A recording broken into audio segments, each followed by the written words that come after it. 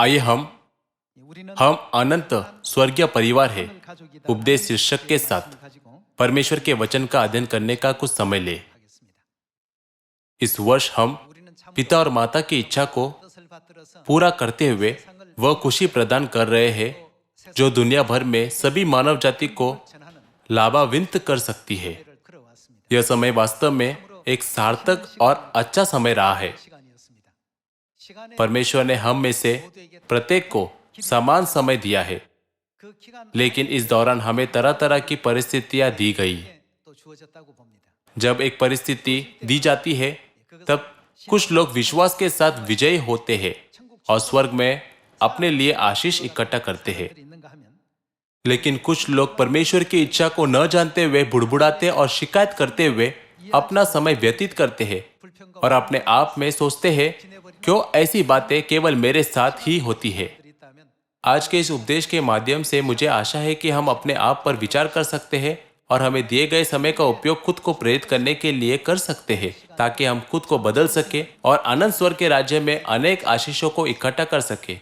ऐसा करके बाहरी वातावरण चाहे जो भी हो, हमें बाहरी दबावों के आगे नहीं झुकना चाहिए, बल्कि मैं चाहता हूं कि हम अपने भीतर के विश्वास को मजबूत कर सके और हमेशा किसी भी परिस्थिति से बाहर निकलने में सक्षम हो सके।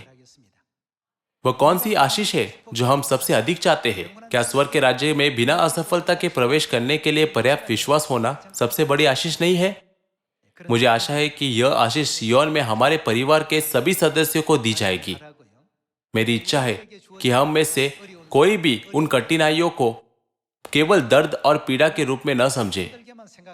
अगर हम ऐसा करते हैं तो हम बड़ी निराशा में पड़ सकते हैं जिससे बाहर निकलना मुश्किल होगा। हर बार जब मैं आपको परमेश्वर की इच्छा सुनाता हूं तो मैं इस बारे में सोचता हूं, जब तक हम विश्वास का जीवन जीते हैं, क्या होगा अगर हमारे पास कभी भी बादल वाले दिन ना हो लेकिन पूरे साल केवल धूप वाले दिन हो? सभी लोगों, क्या होगा अगर सूरज की गर्मी की तह केवल झुलसाने वाले दिन हो? तब क्या होगा? हमारा पर्यावरण रेगिस्तान बन जाएगा। क्या यह सही नहीं है? तब हमारे लिए जीवन जीना बहुत मुश्किल हो जाएगा। नदियां कछुए की पीठ की तरह सूख जाएंगी और फसलें खेतों में जीवित नहीं रह पाएंगी। इसके बाद पारिस्थितिकी तंत्र जीवन को बढ़ावा देने वाली जगह के बजाय मृत्यु के स्थान में बदल जाएगा। उसी तरह हमारे जीवन में भी बाधाएं आती है और कभी कभी हम कुछ परीक्षणों के कारण गहरी मंदी में पड़ सकते हैं। हालांकि अंत में यह सभी परिस्थितियां हमारे लिए परमेश्वर की आशीष है। सभी लोगों, पृथ्वी पर ऐसा कोई नहीं है जिसे अपना क्रूस नहीं उठाना पड़ता है। वे इसे केवल बाहरी रूप से व्यक्त नहीं करते लेकिन खुशी से जीते हैं क्योंकि वे स्वर्ग के रास्ते पर है।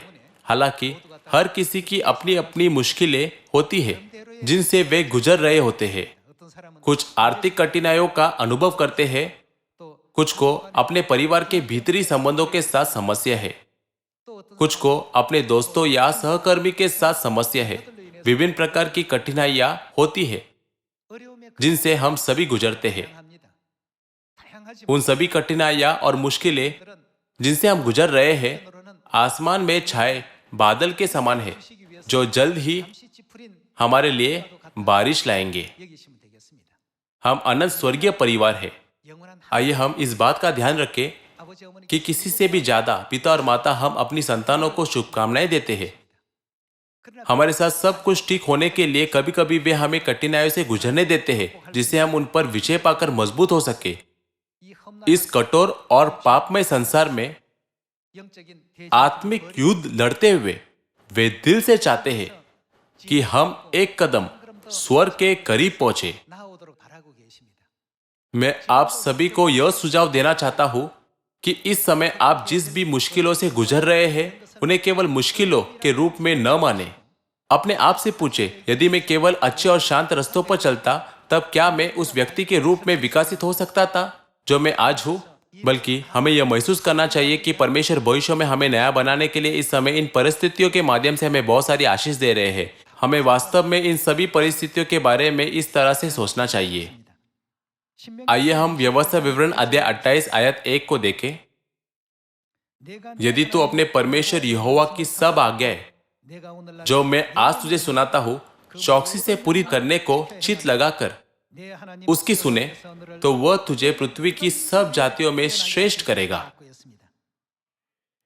यह वादा कितना कीमती है।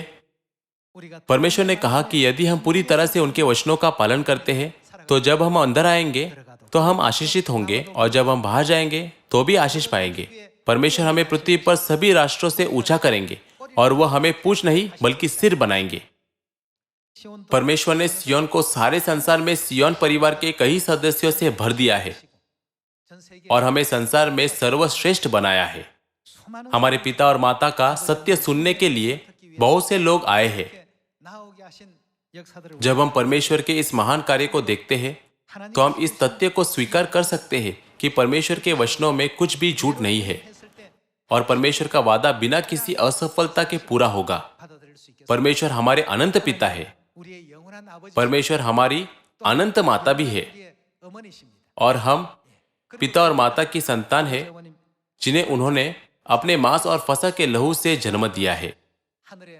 हम मूल रूप से परमेश्वर के बेटे और बेटियां थे, लेकिन हमने स्वर्ग में पाप किया और इस पृथ्वी पर उतर आए और इसलिए अब हम पश्चाताप के समय में जी रहे हैं।